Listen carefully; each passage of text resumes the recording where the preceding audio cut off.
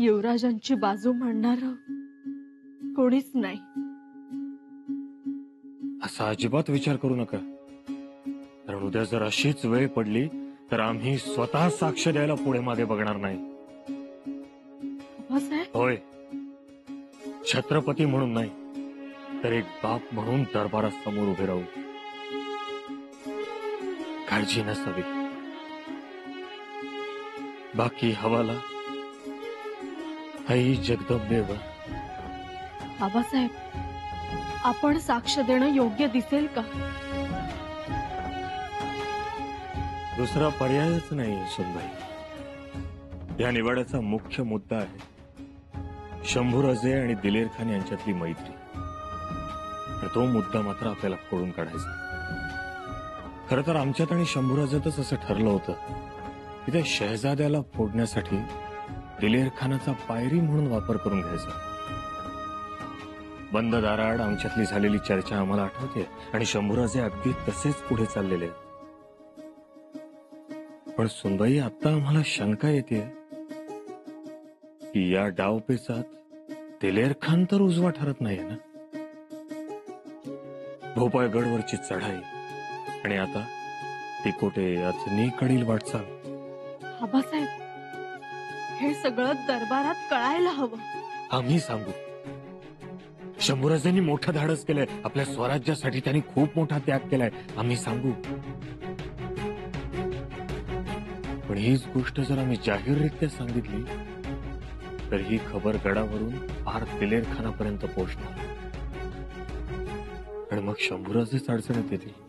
परंतु दरबारातली खबर दिलेर खानापर्यंत पोहोचणारच. आणि केवळ दिलेर खानच नाही तर पार औरंगजेबापर्यंत पोहोचणार.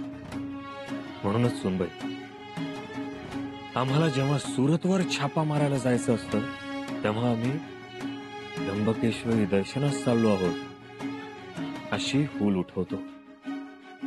काळजी नसावी. आम्ही मोठ्या शिताफीनं साक्ष देऊ.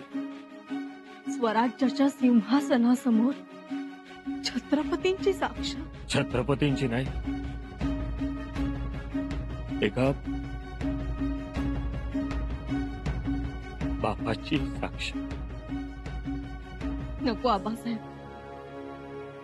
या खटल्याला कौटुंबिक रंग येऊ नये अशी आमची इच्छा आहे. सुनबाई, तुमचं करावं तितकं कौतुक कमी. एका बाजूला पतीची चिंता आणि दुसऱ्या बाजूला घरादाराचा वकूब राखणं. मोठी कसरत आहे तुमच्यासमोर. आणि आता ह्यात तुम्हाला किती यश मिळतंय कोणास ठाऊक. तुमचा आशीर्वाद आहे आबासाहेब. आमचा आशीर्वाद तर आहेच, पण महत्वाकांक्षा जेव्हा पिसाळलेल्या घोड्यावर स्वार होते तेव्हा लोभाची धूळ उडते, स्वार्थाचे दगड खडे उडतात आणि टापांची हत्यारं होतात. तुम्हाला प्रचिती येईलच. प्रचिती आलीच की.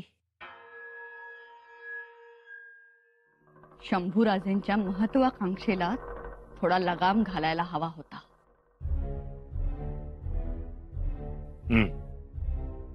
खरं आहे तुमचं. नमस्कारासाठी आपल्या महाली गेलो होतो तेव्हा कळलं आपण इकडे आहात म्हणून.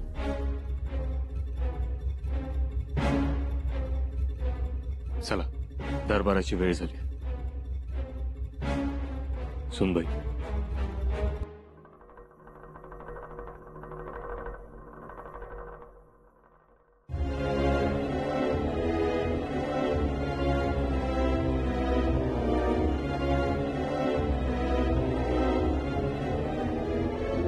तुम्ही कितीही जंग पछाडलं तरी सरशी आमचीच होणार.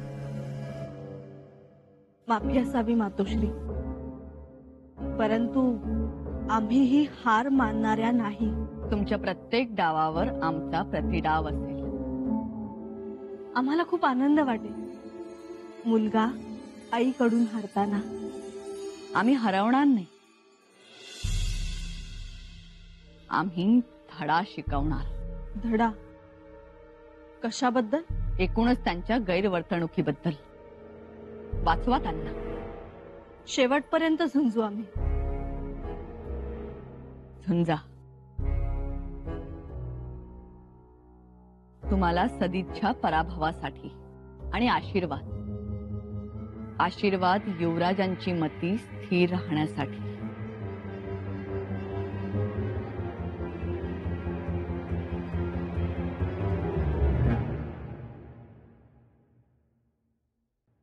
काळोजी बाबांच्या हाती लाकडी घोडा पाठवलात लेकीसाठी, ते बरं केलं.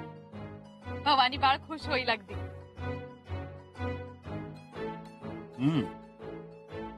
पण फक्त घोडा आला, घोड्यावरचा राजपुत्र कुठे आहे म्हणून येसुबाईंना त्रास देणार त्या. आणि का देऊ नये त्रास? किती दिवस झालं तुम्ही नजरेआड आहात लेकीच्या. म्हणजे आम्ही त्यांचेही अपराधी आहोत तर. हो, खूप मोठे अपराधी. आता गेल्यानंतर सगळी कसर भरून काढावी लागेल तुम्हाला. जा, मग कळेल लेक कसे प्रश्न विचारते, कसे जाब विचारते. तिथे शौर्य धैर्य कुचकामी ठरतं बरं. म्हणजे आता त्या हल्ल्याची सुद्धा तयारी करावी लागणार आम्हाला. मग तुम्ही काय समजलात? तुम्हाला पाहिल्यावर सगळे गप्प बसतील, फक्त तुमची लेक सोडून. लेक जाब विचारणारी असते आणि काळजीही करणारी असते. पण अक्कासाहेब यामुळे एक होईल. काळोजी बाबा पोहोचल्यामुळे रायगडावरून येणाऱ्या खबरा बंद झाल्या, त्या पुन्हा सुरू होतील. पण दादासाहेब, खबरा बंद नसतील हो झाल्या. काहीतरी गडबड आहे. अक्कासाहेब, गडबड असेल तर दोनच शक्यता. एक तर दिलेर खान आपले खबरगीर पकडतोय किंवा येणारे निरोप खलिते पकडतोय. शक्यता आहे. याचाच अर्थ आपण आधीपेक्षा जास्त सावध राहिलं पाहिजे. म्हणूनच अक्कासाहेब, आम्हाला वाटतं की तुम्ही आता छावणीत थांबू नये. दिलेर खान तुमची ढाल आमच्या विरुद्ध वापरण्यापूर्वी तुम्ही निघावं. आणि तुम्ही? अक्कासाहेब, कोणत्याही परिस्थितीत आम्ही उत्तर दिग्विजय करणारच. शहजाद्याला स्वराज्यात आणल्याशिवाय आम्ही माघारी फिरणार नाही. मग आमची सुद्धा काळजी करू नका. दादासाहेब, तुम्ही असताना आमच्या केसालाही धक्का लावण्याचा कोणी विचार करणार नाही. अक्कासाहेब, तुमच्यामुळं आमचं मन दुबळं होऊ नये. नाही होणार. आम्ही तसं होऊच देणार नाही. झालीच तर आमची तुम्हाला मदतच होईल. अक्कासाहेब,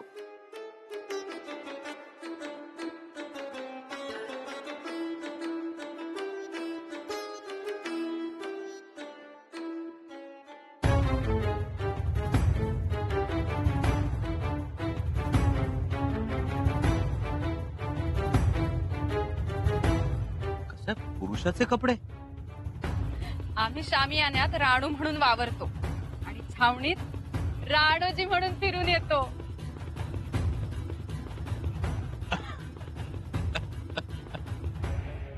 साहेब, छत्रपतींची लेक आहोत दादासाहेब.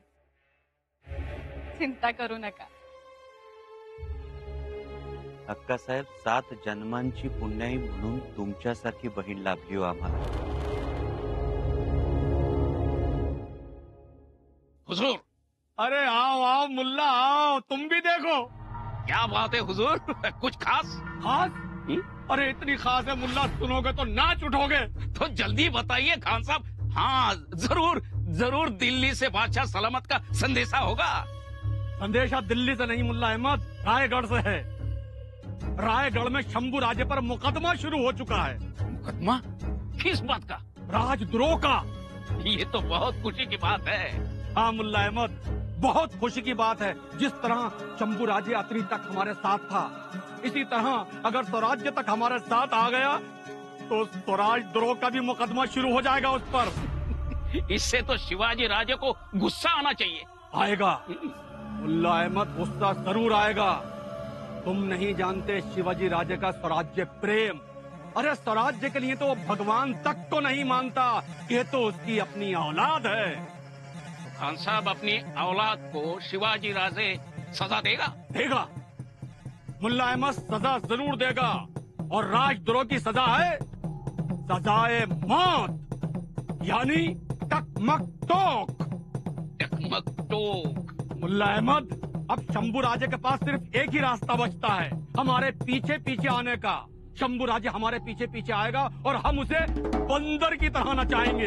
हाँ, लेकिन हुजूर, आप तो जानते ही हैं शंभू राजे के आपा रानू आका, जो हमेशा उनके साथ रहती है, तो शिवाजी राजे के गुस्सा और क्रोध का रूप है शंभू राजे, और शंभू राजे के संयम और धीरज का रूप है उनकी आपा रानू अक्का। जानते हैं मुल्ला अहमद, वही तो है जो शंभू राजे को संयम सिखाती है, वही उनकी ताकत है, और इसके लिए उसे शंभू राजे से दूर करना होगा। मुल्ला अहमद, जिसे तुम शंभू राजे की ताकत समझ रहे हो, वो उसकी ताकत नहीं, उसकी मजबूरी है, उसके लिए कमजोर कड़ी है। क्या? मराठाओं के शमशेर की चमक कभी कम नहीं होती, ये हमने माना, लेकिन इनकी कमजोरी औरत का सम्मान है। ये मराठे जंग के मैदान में कभी हार नहीं मानते, लेकिन औरत के सम्मान के लिए अपने घुटने जरूर टेक सकते हैं। बिल्कुल बिल्कुल हुजूर, लेकिन उससे हमें क्या फायदा? अरे बेवकूफ, हमें बहुत बड़ा फायदा है। शंभू राजे को हराने के लिए, अपने आप को बचाने के लिए हम उसकी बहन रानोबाई का इस्तेमाल करेंगे, उसे ढाल बनाएंगे अपनी। देखना, शंभू राजे की बहन हमारी ढाल बनेगी, हमारी हिफाजत करेगी। महाराज, तुला मुक्ती आहे. खटल्याचं स्वरूप स्पष्ट झालं आहे. सगळ्याच गोष्टी स्पष्टपणे समोर आल्या आहेत. शंभू राजांची मोगल सरदार दिलेर खान या क्रूर आणि कपटी शत्रू बरोबर शंभू राजांची मैत्री होती. आणि त्या दिलेर खानाची क्रूरता एवढी, या पुरंदरच्या किल्ल्यावर त्यानं महाराजांना आलिंगन दिलं त्यावेळी मिठीत मारण्याचा प्रयत्न केला होता. आणि कपटी एवढा की याच दिलेर खानानं पुरंदरला वेढा घालून स्वराज्याचा मुलूक जाळला होता. होय, आणि त्याचे क्रौर्य एवढे की त्यांनी मुरारबाजी सारख्या पराक्रमी योद्ध्याला घात करून मारले. महाराज, स्वराज्याचा हा कट्टर विरोधी, ज्याने स्वराज्याला नेहमीच त्रास दिला, जो आदिलशाही मुलकात महाराजांना ठार करण्याचे प्रयत्न करत होता, अशा दिलेर खानाशी शंभूराजांनी मैत्री करावी का?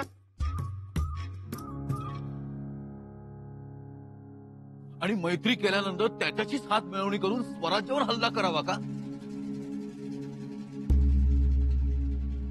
स्वराज्यावर हल्ला आणि सोन्यासारखा भूपाळगड शंभूराजांनी मोगलांना मिळवून दिला. खोटा हाय, खोटा हाय ही समज. रंगोजी, खबरा आमच्यापर्यंत आल्यात. आल्या बी असतील, पर ते खोट्या. खरं काय ते मला विचारा, मी आहो तू महाराज तिथं. हिरंगोजी, खरा प्रकार काय घडलाय? महाराज, माफी असावी. मगापासून ऐकतोय, याव झालं त्याव झालं, अमुक अमुक तमुक तमुक. कशाला काय धरबंदच आहे? म्हणजे गडावर बसून गप्पा मारायच्या, ऐकी गोष्टीवर सभा हाणायच्या, ही म्हणजे वाऱ्यावर 7 तळ्याची महाडी बांधल्यावरच ऐकी. हो,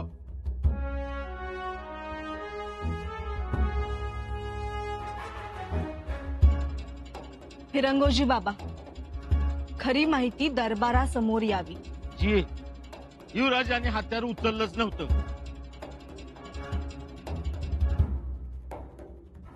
तलवार रोखली नव्हती त्याने, त्यांची तलवार म्यान बंदच होती.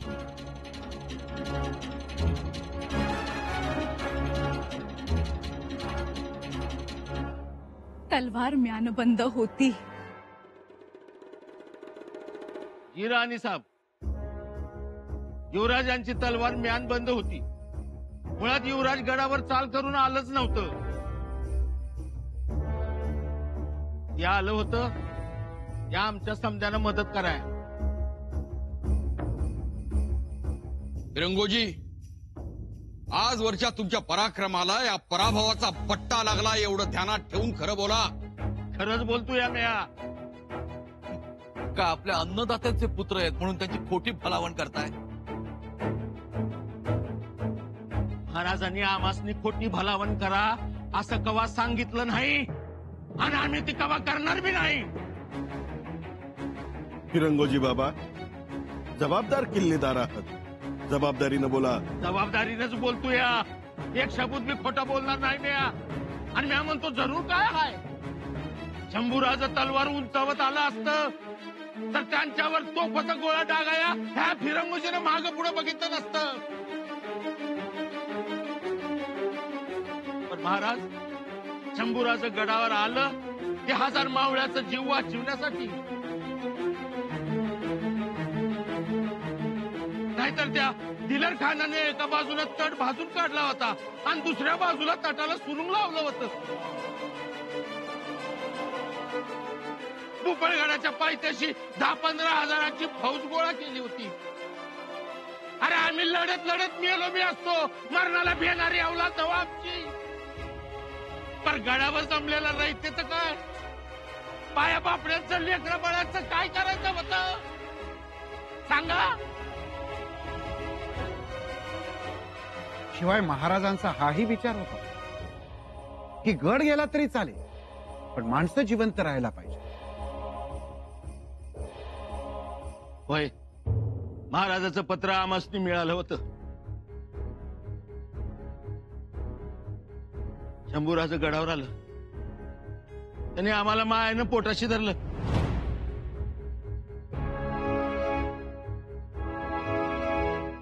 महाराज, गड उतार होताना मी त्यांना मुजरा केला तेव्हा युवराजांच्या डोळ्यात पाणी आलं होतं.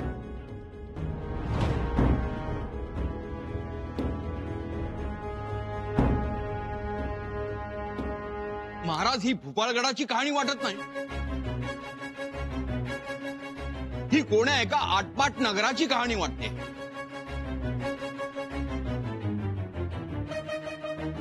हो, मलाही तेच वाटतंय. अरे काय चेष्टा करताय का? चेष्टा नाही तर काय, बाकी सगळं सांगितलं, पण 700 मावळ्यांचे हात तोडले ते नाही सांगितलं. 700 मावळे युवराज वाचवा म्हणून टाहो पडत होते ते नाही सांगितलं.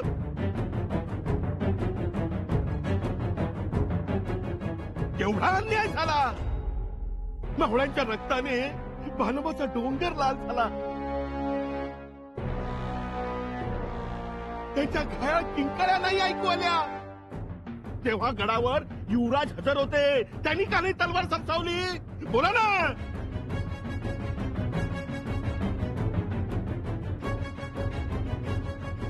बोला फिरंगोजी बाबा, बोला. महाराज, हे संद खोट आहे. महाराज, खोट आहे हे संद.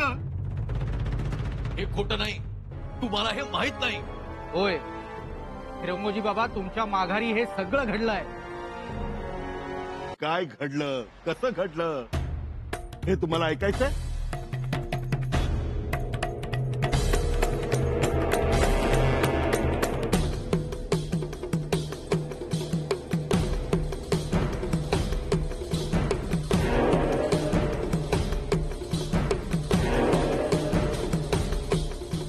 महाराज, हा गेनबा.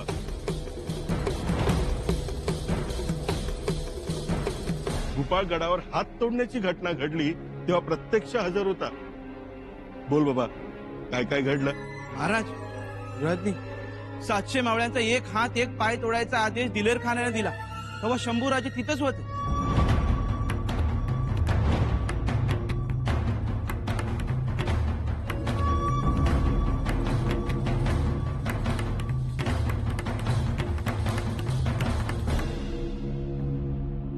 अरे मग म्या कुठं होतो?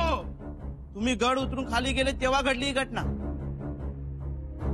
नाही महाराज, काय तर गफलत आहे.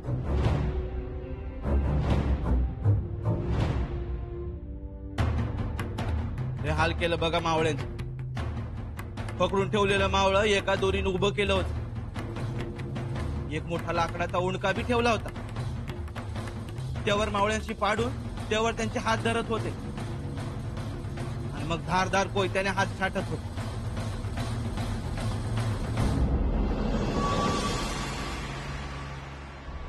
ऐका महाराज, महाराज मुजरा करणारे हात, स्वराज्यासाठी तलवार हातात धरणारे हात, भगवा आकाशात नाचवणारे हात कलम केलेत. तेही शंभूराजांच्या डोळ्यात देखत. आणि शंभूराजे गप्प उभे होते. त्या मावळ्यांना कोणीच वाली नव्हतं.